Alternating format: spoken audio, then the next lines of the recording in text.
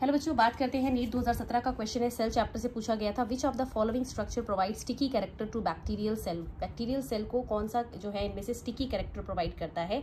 तो अगर आप देखेंगे ये आपका जो चैप्टर है सेल, उसमें 128 पेज नंबर पे आपको यहाँ पर आंसर मिल जाएगा। ये जो पार्ट है यहाँ पर देखो, यहाँ पर आपको दिया हुआ है जो आपका कैप्सूल होता है स्लाइम लेयर, दो तरह की लेयर्स होती है किसके अंदर, इन ग्लाइकोकैलिक्स। ग्लाइकोकैलिक्स के दो लेयर्स होती हैं और इसमें ऑप्शंस दिए cell wall, nuclear membrane, plasma membrane या ग्लाइकोकैलिक्स। तो स्टिकी और गमी कैरेक्टर देने का काम किसका होता है, ग्लाइकोकैलिक्स। और ग्लाइकोकैलिक्स में भी कैप्सूल लेयर का वो काम होता है, ठीक है। तो ऐसा कहीं डायरेक्टली एनसीईआरटी में लिखा नहीं है, बट ये बहुत पहले 2017 में क्वेश्चन पूछा गया था। तो आंसर आपको करना है ग्लाइकोकैलिक्स, क्योंकि सारे पीवाईक्यूज तो हमें करके जाने ही है। तो इसका आंसर होगा ग्लाइकोकैलिक्स।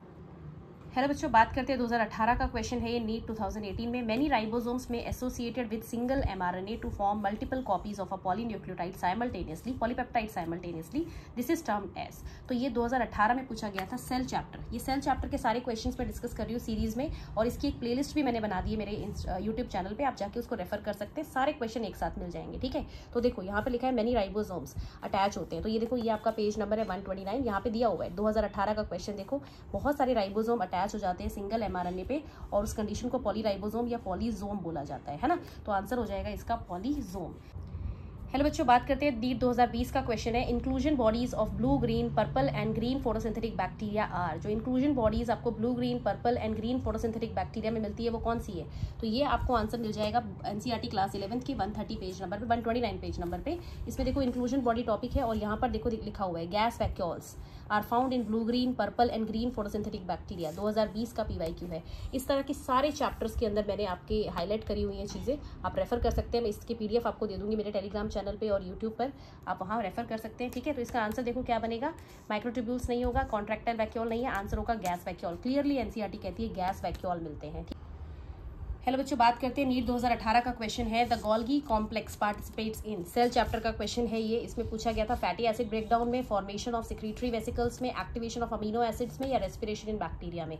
तो गोल्गी बॉडी के अंदर आप यहाँ पे देखेंगे page number is 133। Golgi body के अंदर फैटी एसिड ब्रेकडाउन नहीं होता। फॉर्मेशन ऑफ सिक्रीटरी वेसिकल्स, बहुत सारी सिक्रीटरी वेसिकल्स बनती है जो सेल में डिफरेंट जगह पे घूमती हैं और सिक्रीशंस को लेके जाती है। तो इसका करेक्ट आंसर होगा formation of secretory vesicles. Although it is not written directly in NCERT कहीं पर भी, बट एनसीईआरटी के अगर आप फंक्शंस देखेंगे नेक्स्ट पेज पे, तो आपको वहां पर दिखेगा कि जो गोल्गी है इट इज इन्वॉल्व इन और transport of material from one part of the cell to another. तो वेसिकल टर्म तो यहाँ पे दिया है पर सिक्रीटरी कहीं नहीं दिया है, तो आंसर आपको वही करना पड़ेगा। That is the most relevant answer, ठीक है। हेलो बच्चों, नीट 2020 का क्वेश्चन है। Which is the most important site of formation of glycoproteins and glycolipids in eukaryotic cell. Eukaryotic cell में कौन सी ऐसी जगह है जहां पे ग्लाइकोप्रोटीन्स एंड ग्लाइकोलिपिड्स बनते हैं। ऑप्शंस दिए थे पेरोक्सिसोम, गोल्गी बॉडीज, पॉलीजोम या एंडोप्लाज्मिक रेटिकुलम। तो बहुत सारे बच्चों को इसका आंसर पता होगा कि ये देखो पेज नंबर 134 पे सेल चैप्टर में यहाँ पे लिखा है Golgi apparatus is the important site of formation of glycoproteins and glycolipids. 2020 का है ये। तो आंसर क्या हो जाएगा बच्चों, सीधा सीधा आंसर हो जाएगा गोल्गी बॉडीज। हेलो बच्चों, बात करते हैं 2020 में आया हुआ क्वेश्चन। कॉलम 1 कॉलम 2 दिया हुआ है, यहाँ पे SER, RER, Golgi and centriole लिखे हैं, और यहाँ पर लिखा है protein synthesis, lipid synthesis, glycosylation and spindle formation. तो चाहे आप 11th में हैं, चाहे आप 12th में हैं, चाहे आप ड्रॉपर हैं, आपने ये चैप्टर जरूर पढ़ लिया होगा, क्योंकि 11th के बच्चे को भी सबसे पहले यही चैप्टर कराया जाता है। तो फटाफट से इसका आंसर देख लीजिए क्या होगा। एसईआर लिपिड सिंथेसिस कराते हैं, आरईआर प्रोटीन सिंथेसिस कराते हैं, Golgi is involve in glycosylation, ये आपके एनसीईआरटी में 134 पेज नंबर पे लिखा हुआ है। Golgi apparatus is involve in glycosylation, formation of glycolipids and glycoproteins, ये ग्लाइकोसाइलेशन होता है, ठीक है। और जो सेंट्रियोल होता है वो बच्चों करवाता है स्पिंडल फाइबर फॉर्मेशन। तो इसको मैच कर देंगे और आंसर निकाल लेंगे। हेलो बच्चों, बात करते हैं नीट 2019 में पूछा गया क्वेश्चन सेल चैप्टर से। Which of the following cell organelle is present in the highest number in secretory cells. Secretory cells में सबसे ज्यादा मात्रा में कौन सा सेल ऑर्गेनेली मिलता है। ऑप्शंस दिए थे लाइसोसोम, माइटोकॉन्ड्रिया, गोल्गी या एंडोप्लाज्मिक रेटिकुलम। तो यहाँ पर देखिए 134 पेज नंबर पे ओल्ड एनसीईआरटी में ये आपका जो है गोल्गी, डायरेक्टली कहीं नहीं लिखा पर गोल्गी में लिखा हुआ है कि ये मटीरियल को पैक करके और उसको वेसिकल्स में फॉर्म करके डिफरेंट जगह पे भेजता है, सेल के अंदर और सेल के बाहर भी, ठीक है। तो गोल्गी ये काम करता है, और सिक्रीटरी सेल्स वही होते हैं जिनके अंदर कुछ सिक्रीशंस बने और वो सिक्रीशंस एक जगह से दूसरी जगह पे जाए। तो इसका आंसर हो जाएगा मोस्ट प्रोबेबल गोल्गी अपैरेटस, ठीक है। गोल्गी अगर ऑप्शन में ना मिले बच्चों तो आप इसका आंसर एंडोप्लाज्मिक रेटिकुलम भी कर सकते हैं, बट अगर दोनों ऑप्शंस में है तो आपको प्रेफरेंस पहले गोल्गी को देना है, याद रखिएगा, ठीक। हेलो बच्चों, बात करते हैं नीट 2016 का क्वेश्चन है water soluble pigments found in plant cell vacuole are. तो ये कहीं पर भी एनसीईआरटी में आपको नहीं मिलेगा, ये एनसीईआरटी के अंदर नहीं गिवन है। बट आपको ये याद रखना है कि जो क्वेश्चंस आए वो तो हमें करने हैं ना बच्चों। तो मैं आपको आंसर बता देती हूँ। इसका एंथोसाइनिन वाटर सॉल्युबल पिगमेंट होता है और इसके अलावा जो बाकी पिगमेंट्स दिए हैं ज़ैंथोफिल्स, क्लोरोफिल्स एंड कैरोटिनॉइड्स, ये सब लिपिड सॉल्युबल है। तो जो लिपिड सॉल्युबल होंगे 2, 3, 4 वो आपको मिलेंगे क्लोरोप्लास्ट में, और जो वाटर सॉल्युबल होता है वो आपको मिलता है कहाँ पर, वैक्यूल के अंदर। ठीक है, तो आंसर हो जाएगा एंथोसाइनिन। इसका कलर होता है ब्लूइश पर्पल। तो आपने कभी भी प्लांट में कुछ ब्लू पार्ट या पर्पल पार्ट देखा है, पेटल्स देखे हैं, लीफ के अंदर कोई मार्ज वो देखिए लाइंस वगैरह, तो वो एंथोसाइनिन की वजह से होती है। And it is water soluble, it get transported from one part of the plant to another plant through, आप बोल सकते हैं जाइलम एंड फ्लोएम के थ्रू जाता है, बेसिकली फ्लोएम के थ्रू। ठीक है, चलो बच्चों बात कर लेते हैं नीट 2017 का क्वेश्चन। बहुत इंपॉर्टेंट क्वेश्चन है। Which of the following cell organelle is responsible for extracting energy from carbohydrate to form ATP. तो ये सब बच्चों को आंसर पता होगा। जैसे ही एटीपी आता है बच्चों, आप लोग के जो है एंटीनास खड़े हो जाते हैं, आपको पता चल जाता है कि भाई एटीपी कौन बनाता है। एटीपी बनाने का काम है माइटोकॉन्ड्रिया का। फिर भी हम देख लेते हैं एनसीईआरटी के अंदर ये लाइन कहाँ लिखी है।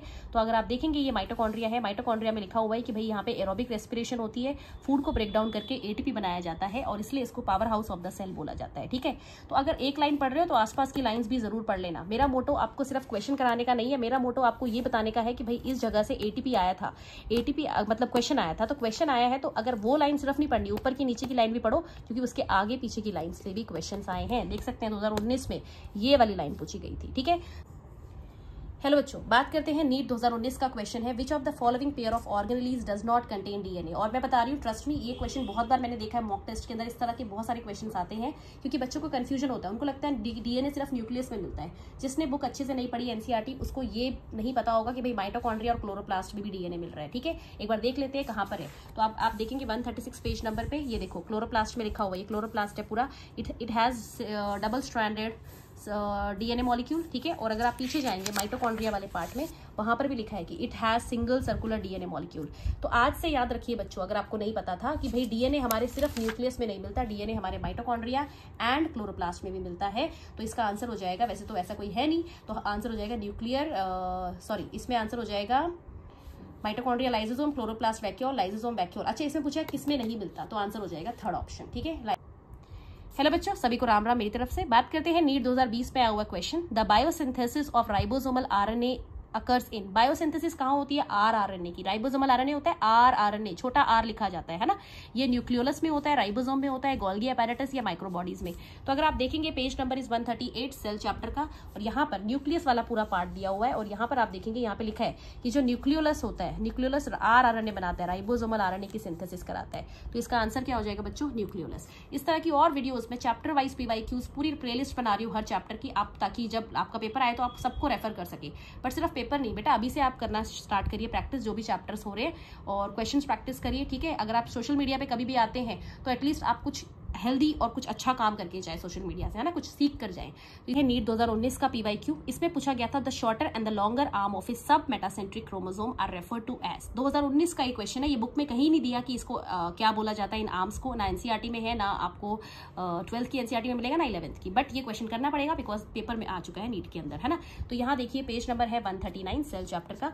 इसमें ये है आपका सब मेटासेंट्रिक क्रोमोसोम। ये तो मेटा है, ये सब मेटा है। इसमें एक आर्म छोटी दिख रही होगी सबको, एक बड़ी दिख रही है। छोटी आर्म को हम शॉर्ट आर्म बोलते हैं वैसे, पर इसको रिप्रेजेंट करा जाता है स्मॉल पी से, और जो बड़ी आर्म है उसको स्मॉल क्यू से डिनोट करा जाता है। बुक के अंदर शॉर्ट आर्म, लॉन्ग आर्म तो लिखे पर उनके सिंबल्स नहीं लिखे, तो आप अपनी एनसीईआरटी निकाल के ये लिख लीजिए आज ही। ठीक है, 2019 का क्वेश्चन है, तो आंसर हो जाएगा इसका P arm and Q arm, second option. बात करते हैं नीट 2019 का क्वेश्चन है non membranous nucleoplasmic structure in nucleus are the site for active synthesis of. और अगर मैं आपको दिखाऊं, ये 2019 में पूछा गया है न्यूक्लियोलस क्या बनाता है, टीआरएनए, एमआरएनए, आरआरएनए या प्रोटीन्स। तो अगर आप देखेंगे ये आपका पेज नंबर है 138 में, यहाँ क्लियरली लिखा है न्यूक्लियोलस बनाते हैं आरआरएनए, राइबोसोमल आरएनए। और ऐसा ही सेम क्वेश्चन पूछा गया था 2020 में।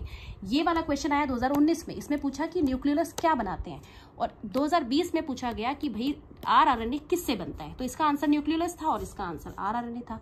समझ रहे हो, चीज को बस हल्का सा घुमाया गया है। तो अगर आप वीडियो देखने आए हैं, टॉपिक अगर देख रहे हैं, तो आप ऊपर नीचे की चीजें भी जरूर पढ़ के जाइए। बात करते हैं नीट 2021 का question, when the centromere is situated in the middle of two equal arms. यहाँ पे ध्यान देना है आपको, मिडल और 2 इक्वल आर्म्स। जब कोई चीज़ मिडल में होती है तो बेटा ऊपर नीचे का जो आर्म्स होता है वो इक्वल हो जाता है, करेक्ट।